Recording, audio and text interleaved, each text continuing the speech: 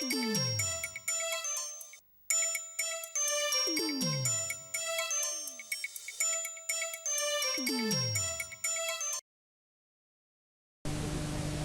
program proudly brought to you by the Also Foundation, developing the lesbian and gay community for over 15 years.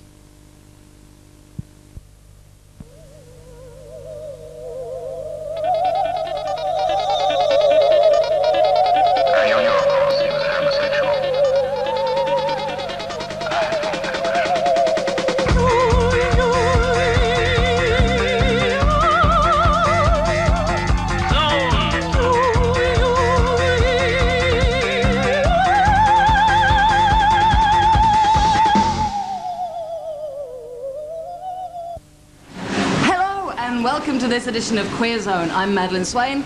And I'm Roberto Parlevecchio. And as you can see tonight, we're coming to you from a place very familiar with most queer Victorians. This is my back room.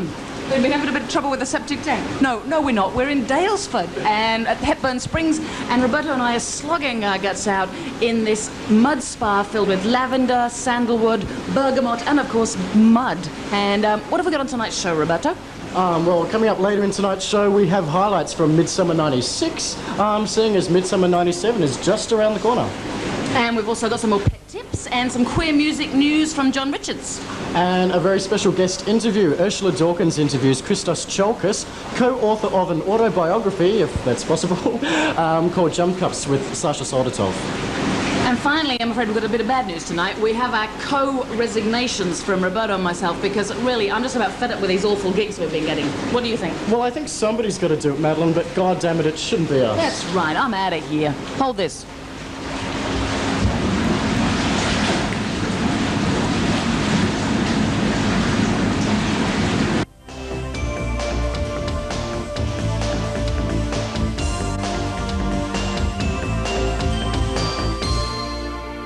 Welcome to Ben TV News Rewind. I'm Matthew Jones. Health Indifference, the first national conference on gay, lesbian, bisexual and transgender health issues, was held in Sydney earlier this month and saw research presented on subjects that have not been studied in depth in Australia before, including youth suicide, nicotine addiction and alcohol and chemical dependency. A holistic approach to health was urged by a number of speakers who said issues such as homophobia, high rates of drug and alcohol dependence, low self-esteem, institutionalised discrimination and high rates of suicide were inextricably linked in determining the health of the lesbian, gay, bisexual and transgender communities. After years of relying on anecdotal evidence and overseas studies, Australia now has some hard data about the levels of alcohol, nicotine and chemical use in our communities, and the news isn't good. One paper presented at the conference suggested the coming out process was often medicated with the use of chemicals and alcohol.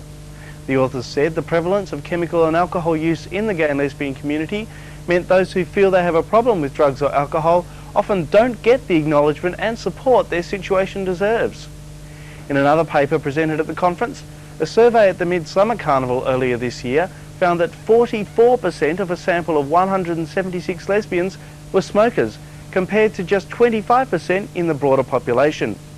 A Dubbo-based survey found that 52% of gay men under 25 and 40% of gay men over 25 were also smokers.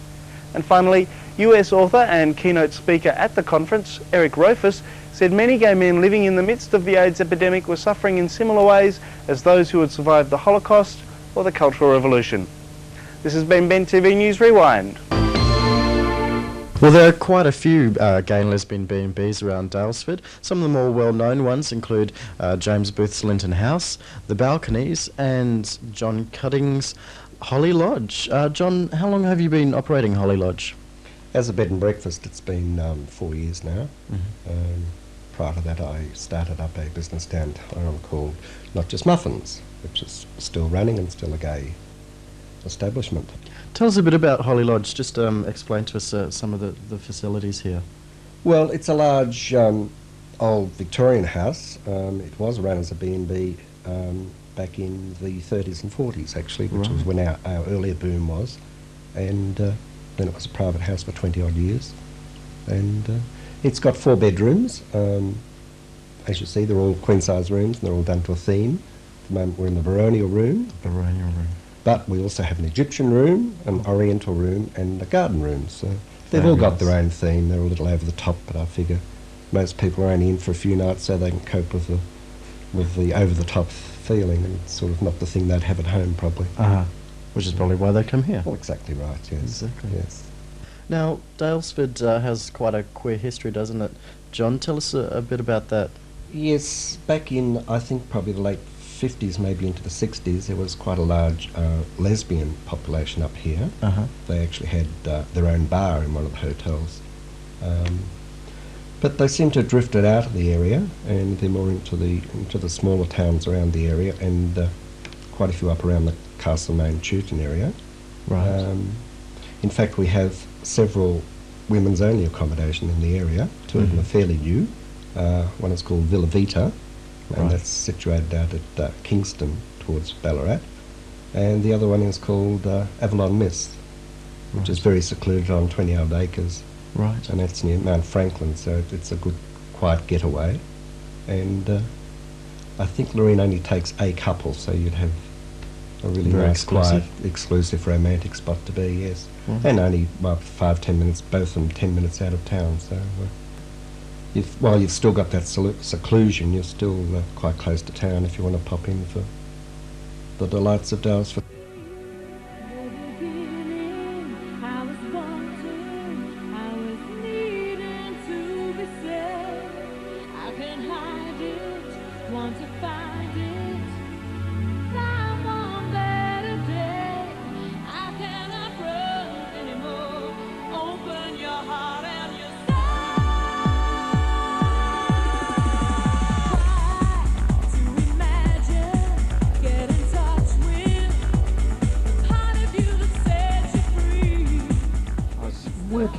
Doing some volunteer work at the AIDS Council, where Claire, who is now our president, was working at the time, and another ex-Midsumma board member called Pedro, who's now living in Sydney. The MSO ran a front page story saying Midsumma crisis, board burns out, debts, all that sort of stuff, and Pedro said, "Claire, Peter, let's go on the Midsumma board, it will be glamorous, fun, we'll have a good time." And Claire and I went, "Oh, okay, we'll give that a go." So we went along. It wasn't glamorous, it wasn't fun. It was a couple of months of hard work to get Festival 95 up, which was the first year there was a street party. I am my own special creation. So come take a hook, give me a look. The ovation, it's my world, but I want to have a little pride in.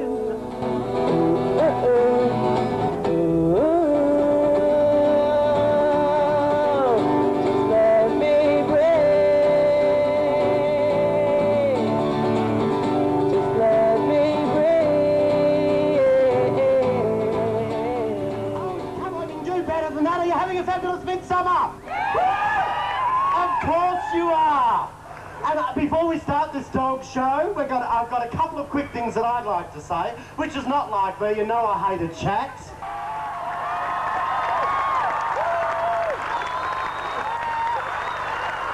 I think I've been done an injustice by my dressmaker. Now what do I do? Which one's Gina? Jeez.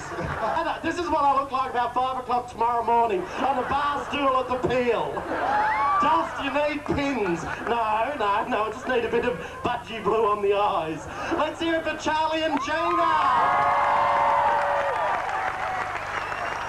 What does she do? Anything exciting, Doc? Oh, she's got a great tongue. She's got a great tongue. Oh. Heaven, and then what does she do with it? Oh, she does all sorts of tricks. She can get around to places where, well, we die to. Montsalvat and Jane Moore. Ooh, I think Montsalvat needs a few lessons and things, don't you, Doc?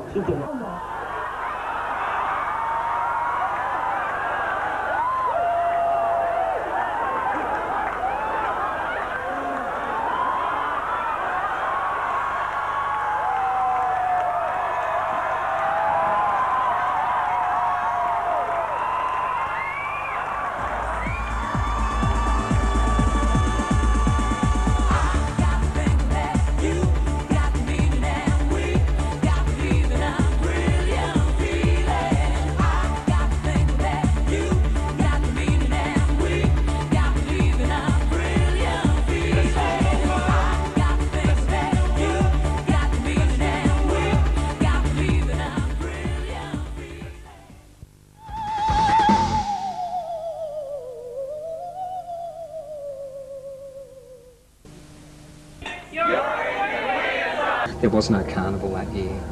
Carnival, I'm not sure of the year. It's about 5 or 6 years old. I think the first year it was held down in Albert Park because there was a large gay and lesbian community, although I think the focus early on was more towards gay men, and drag queens was the driving force behind it, and grew and grew and grew into the huge event that it is now. When the Formula One Grand Prix was making Albert Park its home for the Carnival of 1995, it became a building site. Melbourne City Council came to the rescue, offering Alexandra Gardens down on the Yarra. What that then meant geographically for Midsumma meant we had an event north of the river. We had one that was central in the city, but nothing for south of the river, for St Kilda, Pran, all that area. To address that, the idea of Pride was birthed, the Pride March.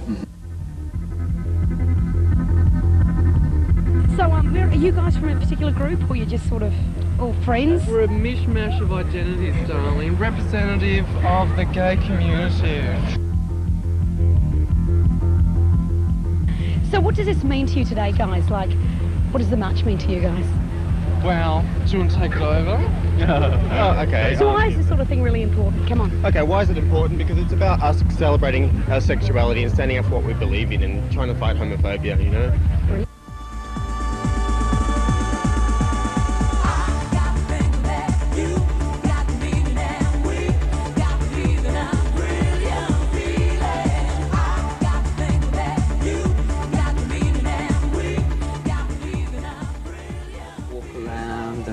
Hello, hello, and gee, there's lots of us out there, and I mean, that's not even our entire community.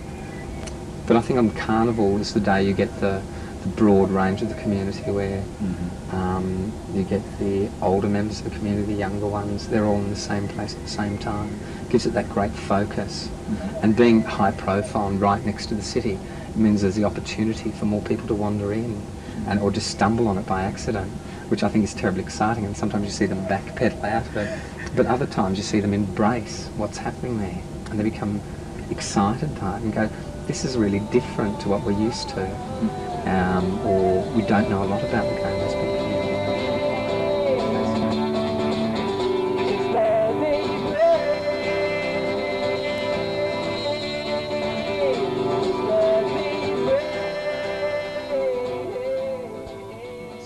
Midsumma, and people would have to say, well, this is the last day, this is the final event. So I think the feeling was that it needed a large public, high-profile event to signpost to the community that Midsumma was on, and this was the beginning. It was originally planned for Commercial Road, and a number of factors stopped that, which have finally been resolved with diversity this year. So the next option was Brunswick Street. When I came on board, that was in train, and it was just a matter of the board working to make it a reality. I don't want pity. I bang my own drum. Some think it's noise. I think it's pretty. And so what if I love each feather and each spangle? Why not try to see things from a different angle? Your life is a sham till you can shout out loud, I am what I am.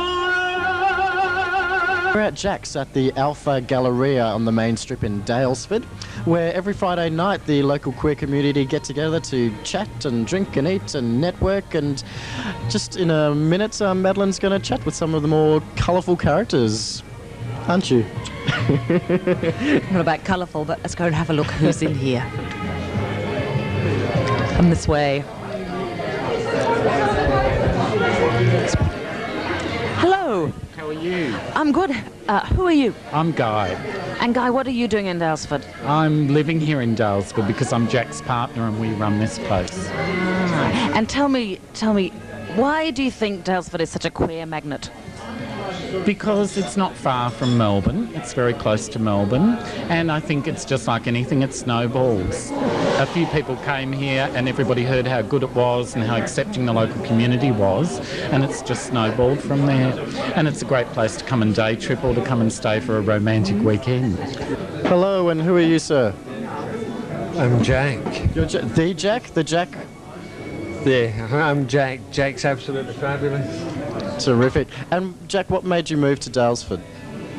I get sick of the executive bullshit in Melbourne. I worked for Sportscraft as a merchandiser, travelling the world 3 times a year. Came up here for the weekend instead, 10 years ago. 10 years ago now. Worked for the Lake House, worked for the convent. Decided if I was going to have their stress, I may as well have my own. So I started this up 3 years ago. Were you one of the first gay businesses to start up in Daylesford? Yeah. We set this up for the guests of the gay tourists bed and breakfast 3 years ago, and it's still going. Excuse me, can I just ask, who are you? I'm Donna. Donna, and Cheryl. And Donna and Cheryl, do you live here? No, we don't. From Melbourne.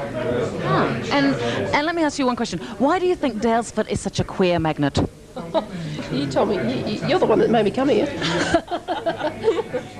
Good question. I don't know why it is. I couldn't answer that question. I don't know, but it just seems to me that over the last few years, people have started to set up businesses here and collectively come here. It's just a nice place, friendly place for gay people to come and feel safe. And do you agree with that, Donna? Yeah, I do. Yeah, it is a relaxing atmosphere. You feel comfortable here, like you're away from it, but you're accepted. It's at home, you're away from the city life, and you can be yourself a bit. Very nice. Thank you. Well, this is Jackie. Jackie, tell us what you're doing in Daylesford. What am I doing? Why did you choose Daylesford? Why did I choose Daylesford? Well, I got dragged here, in actual fact. And my partner said to me, if you want to be in love with me and live with me, you better come to Daylesford, and that's how come I'm here. Tricks of the trade.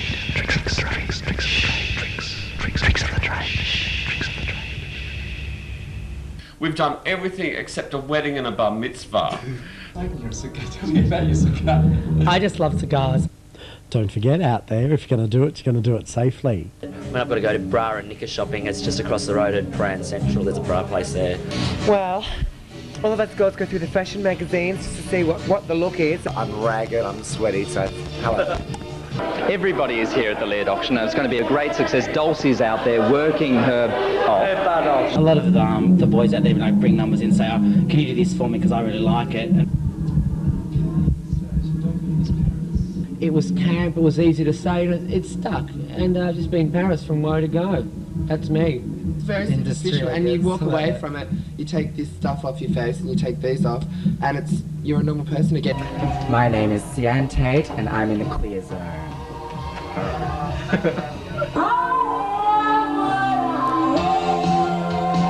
With drag, you can be like a store mannequin. Store mannequins look great, but they're not going anywhere. Taking me from an ugly duckling into a beautiful swan. I like to think anyway. But yeah, you do have your favourites that you like to wear out a lot. Your drinking dresses, let's say.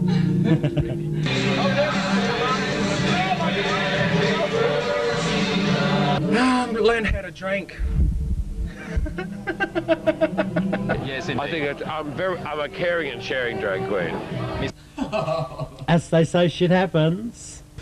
I'm now in Muskvale, which is a little village about 5 k's outside of Daylesford, at Jackie Ribbons' place. Now, Jackie, having had a look around your property, this is going to seem like a really stupid question, but why did you move here from Sydney? To get away from people, I guess, to start with. But it was mass people. You know, here you can be intimate with people, as in, not so intimate, but you get to know people and the atmosphere and the energy of the whole place. It's just fantastic. I used to come up here for holidays, as in breaks from Sydney, to see my girlfriend, and just fell in love with the place. And what were you doing when you were living in South Wales? Full-time clinic in the Rocks in Sydney, and there's also a gallery that I used to own. In gallery, it's still running, a crystal gallery in the rocks. So it was pretty full on, 7-day weeks and 16-hour days and pretty gruesome stuff. But pretty successful? Very successful, but when it comes down to it, when you get in bed and you just can't think of anything and you're just dead on your feet every day, then there's no point to life, really, is there? Here I've got the room to be creative and the space and the energy to bring out what I love doing. So this is actually an old winery, but what have you got happening here now? Well, we're still working with the grapes. There's 20 acres of vines. I make outdoor furniture, as in benches and rustic-looking furniture, which I love to do. Couldn't do that in the rocks. I still got the clinic going here, so I still see patients here for colour therapy and massage. Got working in an acupuncturist clinic in town. Massage seems to be hugely popular around here. Why do you think that is? Number one, people come up here to relax, and when you want to relax, if you've only got a small amount of time, say you're only up here for the weekend, then you want to de-stress as quickly as possible. And the majority of people find the easiest way is to have a spa and then get a massage and just really chill out in a really big way. And there are a lot of therapists up here. There's over 20, I think it's close to 30 now, masseuses and masseurs. And it's available to everyone.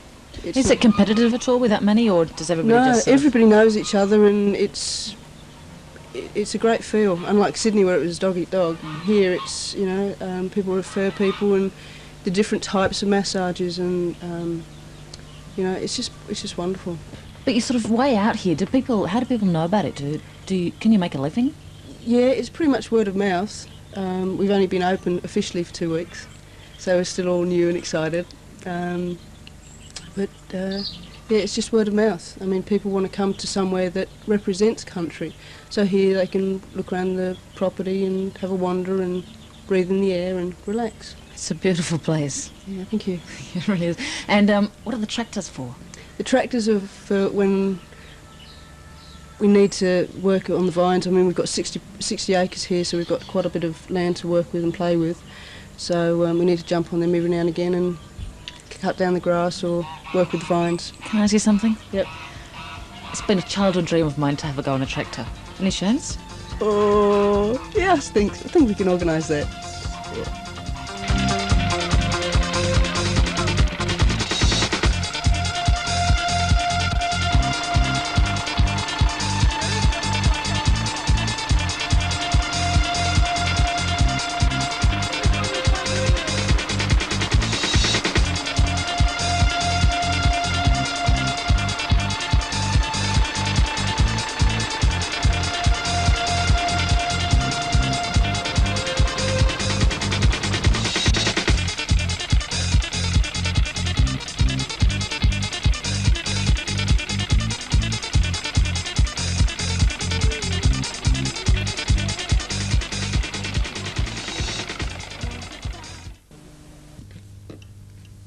What's news in the Queer Zone?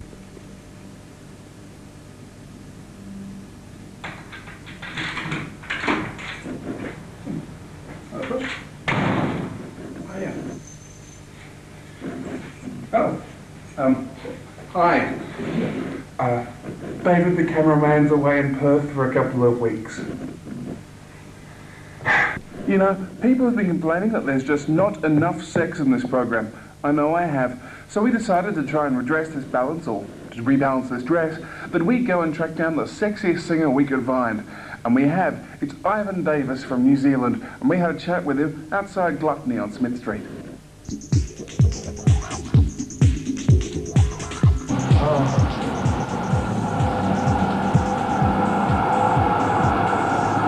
nothing like a good coffee to start your day, even though the day's halfway over, but I think my name is Ivan Davis. Ivan Pino Davis Itani Sinera Jacano Davis. And I'm from a very small town called Waitemore, famous for glowworm caves. Well, at the moment I'm unemployed, but I'm doing work as a performer and singer. I'm in a couple of bands, so I've just finished my job as a Merri Creek environmental performer educator, going around to schools and performing to school children. Well, it started off back in Hamilton, and that would have been about 1979. And I was working with a company called, an art line company with theatre called Hamilton Art Line, which was sponsored by the government and the city council. And this was to do workshops and drama and in movement and performance.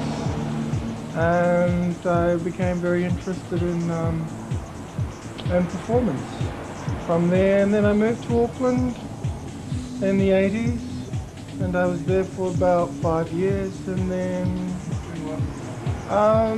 doing a wide range of work, from working with puppets to working in a vegetarian cafe to doing solo performances,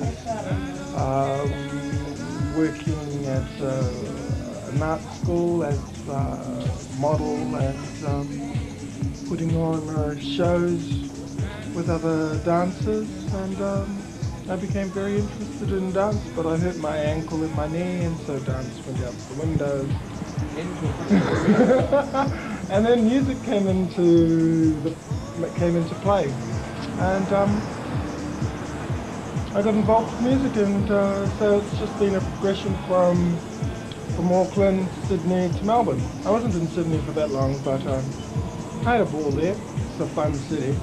Need money though. And then to Melbourne.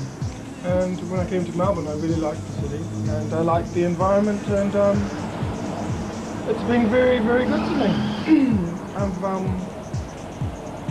I've found that I could do more here than what I could do in Sydney. The opportunity was here, so I took it, as I said before, with both hands.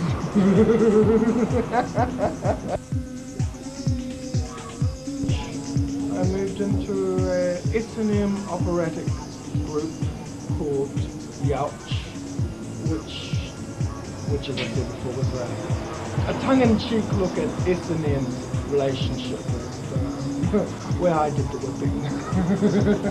I really got into that. And from there moved on to, instead of, we still do our S&M operatic, but moving from a different type of music to more ambient dance, kind of like tricky hip-hop, housey type vibe. Yes, I have one that was quite memorable actually. It was my first time that I'd been physically searched in hidden places, so to speak. Well, it started off, a friend of mine had a club, opened a club in Auckland, and I was living in Melbourne at the time.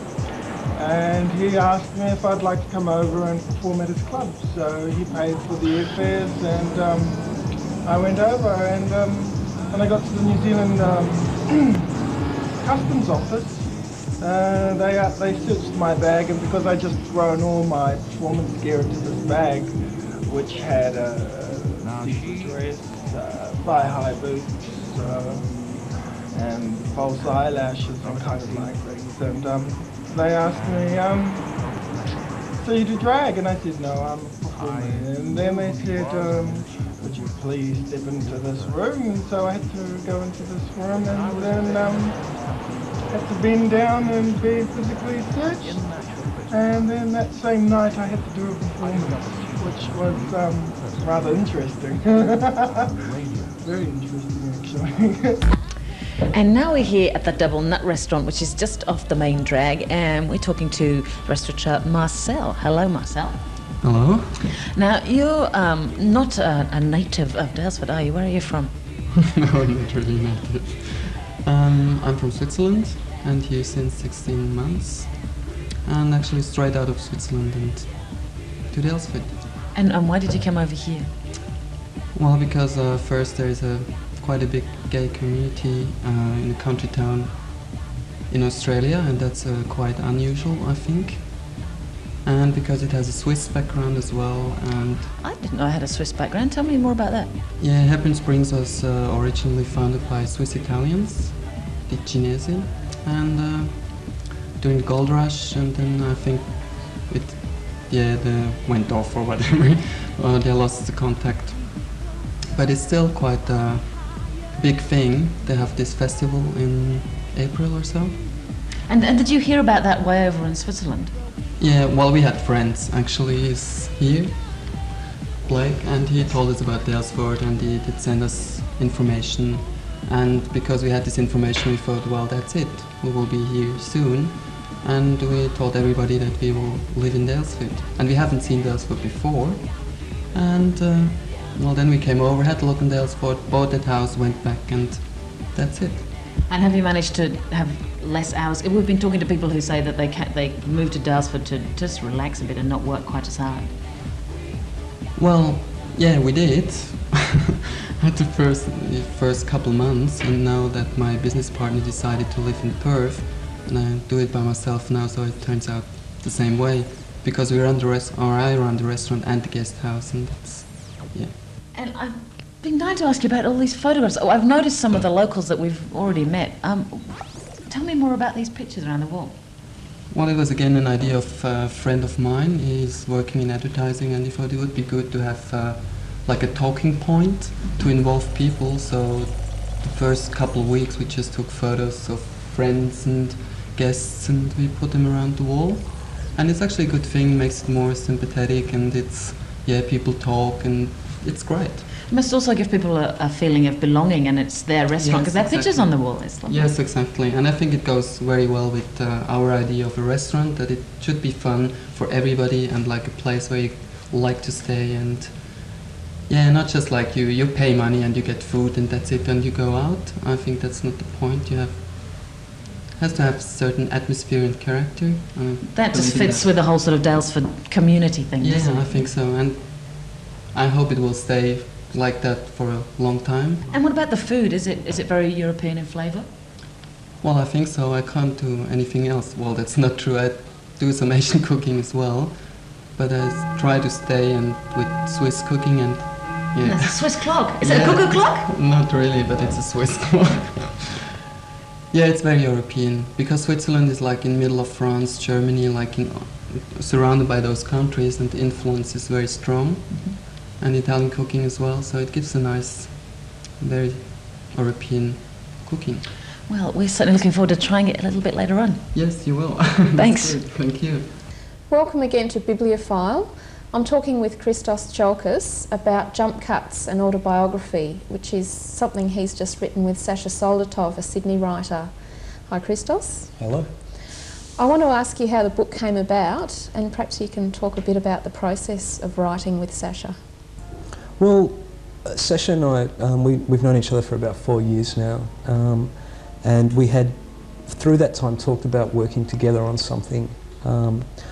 Initially, you know, really small ideas, like almost like fanzine-like, and then it was an accident, I think. He was down in Melbourne because he lives in Sydney, and had 2 months off, and we just decided to begin writing one day, and really that's how it started.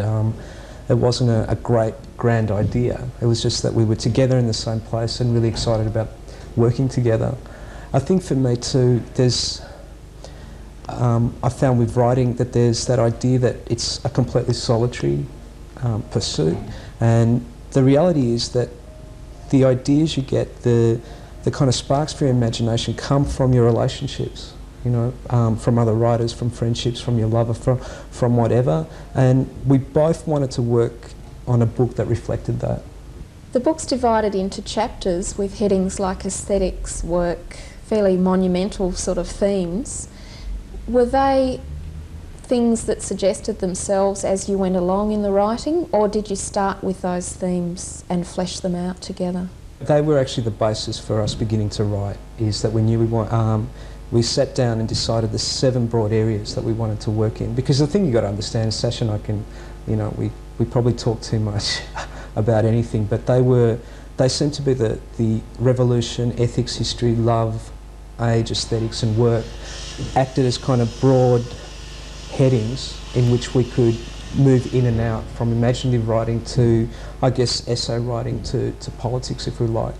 The other thing we did too was attach particular songs to those chapter headings. Now that we got rid of that as the book progressed, but that was quite a good way of working as well. I'm interested in your relationship to feminism. Jump Cuts is a book that's very much got a sense of that personal is political in the way you're talking about things. What is it that attracts you to that form? I think feminism of all political movements and ideas has played the most important part in terms of my understanding of the world and my relationship to the world. So when the first kind of political readings I did were feminist, and that was being a pufta in a suburban school, actually finding a literature and a writing that expressed ideas about sexuality, expressed ideas about gender, is incredibly illuminating. It's really exciting as well. But like, I think over the last 15 years it's been quite a difficult journey about like kind of trying to understand feminism, and for me Jump Cuts, that's something the book is about, to kind of understand what role can a man have in terms of feminist discourse, if you like, or feminist ideas. And one of my big worries about the book was that feminists may get angry about it, or not like certain aspects about it. So of all the audiences who read the book, actually it's feminists that I'm most interested in terms of their response. That feminist informed style of writing's actually copped a lot of flack about being, say, self-indulgent or eliding some sort of truth or historical perspective. What do you think about that? Okay, I mean, one of the great difficulties when it came to actually editing Jump Cuts, and I think the editing process isn't something that is apart from the book, that we finished it and then it was edited. Editing became something we did as we were writing the book, and I was really conscious that it could come across as really self-indulgent, because the other side of the personal is political is that some things are just personal, and some, and especially when we're talking about anything ranging from the Holocaust to the early days of gay liberation to topics like Bosnia. Who are we? What right do we have to speak about those things? So I hope that there will be people will be able to read the book and come away thinking, at points maybe it's self-indulgent, but what these two men are trying to do is actually address the contemporary world they live in, where the reality is you do sit down as a thinking person and try and make sense of all those things, no matter how vast they may seem. I don't think Jump Cuts comes up with answers to that, because that would be bullshit. I don't think there are answers to that. But if we were going to sit down seriously and talk about the things that are important to us, they range from the kind of sexual relationships we have, our time with families and friends, to what do you do at the end of the 20th century.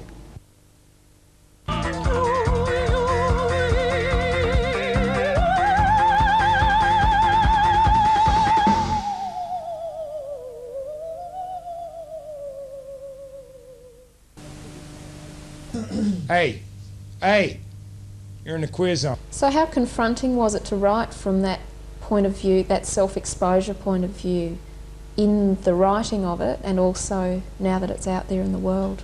One of the things about collaboration is that you do have someone, while you're working on it, to sit over your shoulder and go, crap, or, you know, I don't think you can say this, and this is why I don't think you can say this, and actually have those arguments in the process of writing, which is very different when whether it's an essay or whether it's a work of fiction. It's very different to how you usually work as a writer. In terms of the world, I mean, you have to confront criticism as it happens, and one of the things that, because I've been engaged in politics and ideas of politics for a long time, I don't think we get anywhere by being fearful of asking questions, or wanting to move into areas that are complex and ambiguous and you don't have answers to. And actually that's one, I mean, I think that's one of the reasons Sasha and I came together on this book, is that we had spent so much time in our lives being concerned about politics. We wanted to incorporate it into our writing and to, you know, to take risks with it as well. You know, I think otherwise you end up parroting the same ideas time and time again, and that doesn't get you, or it doesn't get you anywhere really in the long run. What's the importance of your Greek background and Sasha's Russian background in this book? The danger with notions of race and ethnicity is to keep them as simplistic as, say, notions of gay and lesbian, where queer has been really important in kind of, for me, thinking through the rigidities of the categories we use. I would apply that to ethnic identities as well. I think it was much easier for people to do it with a book like Loaded because Ari, the narrator in the book, didn't have to speak in my voice. He was a character. He was able to say things about the world he was living in that were quite, at times, quite both arrogant and offensive, but actually kind of mapped what it was like to grow up as a WOG in this culture. So I think in that way, Loaded was much more confronting than Jump Cuts, which has a much, you know, a bit more of a reasoned voice, if you like. But I reckon if Sasha and I had sat down and wrote this book now rather than, you know, what was it, 10 months ago, things would be different at the moment, because I think the debates around racism, culture in Australia are really backwards. And I'm quite angry at the moment. Everything from Pauline Hanson to positions that the Howard government have taken. I think I would have written in a much more angrier voice if I was writing now. And then people would be talking about it. Yeah. I mean, I think it's come for me to a point where it almost feels like you're having to choose a side in terms of idea you have about what it means to be Australian. Both Jump Cuts and Loaded were released by a mainstream publisher. What do you think the issues were, and what was at stake as you went through that process of choosing a publisher, with, you know, making that choice between, say, a gay and lesbian publisher and a mainstream publisher? Well, the bizarre thing about Loaded really is that it did go to a gay and lesbian publisher first, who sat on it for months, and then basically I think was running scared because they didn't know whether the book was homophobic and racist. I mean, that's the comments, you know, I got back, so I assume that must be what they believed. And that really angered me, because I just thought that meant they had their, you know, heads up, you know, the arsehole of Oxford Street, really, that they couldn't see that sexuality can't be confined into ghettos, that, you know, that homosexuality lived out on the western suburbs or lived, you know, within a Greek community, you know, a non-Anglo community was going to have a different expression. And that was what, you know, what I was attempting to do with something like Loaded. I think the fact that a mainstream publisher's picked it up has got to do with a complicated series of reasons. One of them is the pink dollar. They know that they can milk some money out of us now, you know, and I'd be blind not to be aware of that. The other thing is that I think that in Australian publishing, there's been a generation of particularly young women who are coming in to take positions of relative power within publishing, and they were keen to find stories and writing from younger writers. So I think those two things played a really important part in getting something like Loaded published by the mainstream industry. Just one last thing, the Gay and Lesbian Book Club is having a travel short story writing competition. Entries close on the 22nd of November. The only stipulation there is that your story has to have some sort of Australian icon somewhere, however subtle, in the story. The address is PO Box 2226, St Kilda West 3182, if you're interested in finding out more about that. I think the idea is to send a self-addressed envelope. So that's it from Bibliophile once again. Goodbye.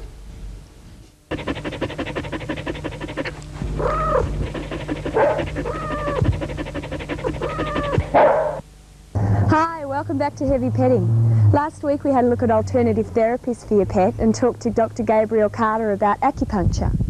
Now this week we're going to have a look at a chiropractor who works on animals and also speak to a vet who does homeopathy on dogs and cats. Well, here we are at George Schofield's clinic, and as you can see it's pretty busy. It's a Sunday and it's a long way out of town, but there's a lot of people here. George's office is just in there, so we're going to go and have a look. Well, I was giving him the saline bath that you suggested. I think this was for the thickness in the toe. And it's on both feet. He's done the same toe on both feet now. He's dropping. This dog's got a really sore shoulder and a little bit of the tendons come over the bone in the front. And George is going to, on the scapula, George is going to put that back. So how'd you get into... Training greyhounds. You were training greyhounds and then you got through into chiropractic through... Through finding injuries on greyhounds. Yeah, right. And wanted to find out what caused them. So you put your finger there and you'll feel that little hole, see? Yeah, yep. And that's the one that was out of plumb there. Gee, I've got a few holes like that in my back.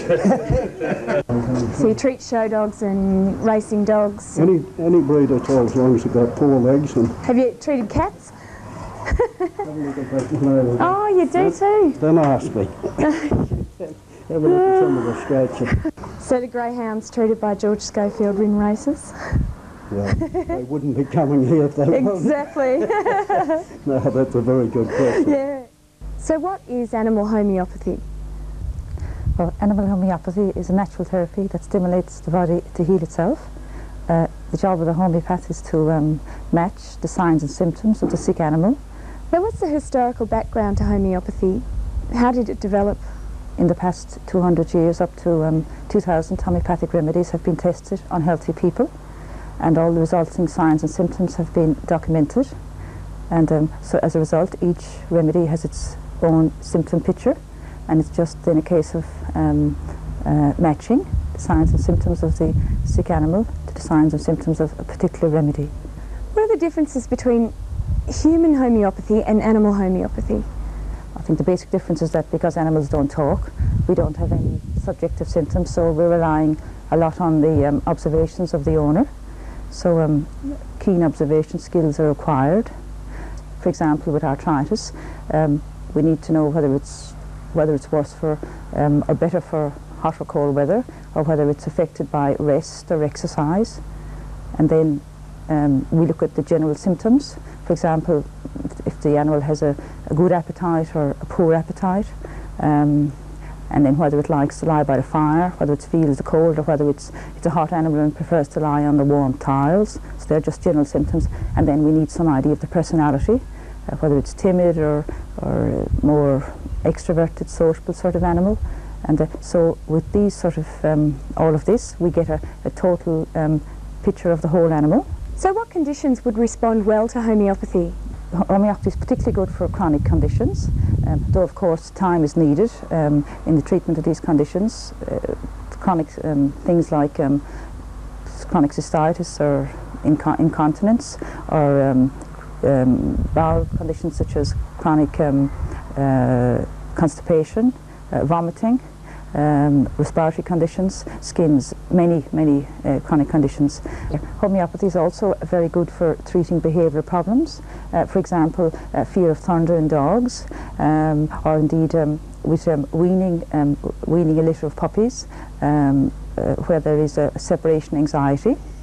And also it's very useful as well to treat personality disorders, where there is excess anxiety or indeed excess timidity, or some cases of aggression can also be helped. And then, but finally, with the major acute things, conventional medicine is the primary therapy. For example, fractured bones, or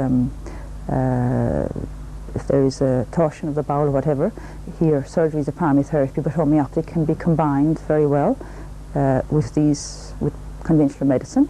What are some of the advantages of using homeopathy on animals? That it doesn't have any toxic side effects because of the way in which the remedies are made up. Well, there you go. Vet science is certainly changing. Not only do they have eye surgeons, dentists and even shrinks for your pet, but the alternative market is certainly up and growing. So, what's your bent? Homeopathy, acupuncture? Why don't you give it a go? Like this little fellow here, who swears by George Schofield. George Schofield. The only man I'd let play with my bum. That's all we have time for you tonight on Queer Zone. We hope you've enjoyed it as much as we've enjoyed bringing it to you from beautiful Dalesford. Now, don't forget, next week is the final episode of Queer Zone for this particular season. And I'm told by the executive producer that to placate Madeleine's threats of resignation, I have to take her once around the lake. So until then, we'll see you next week.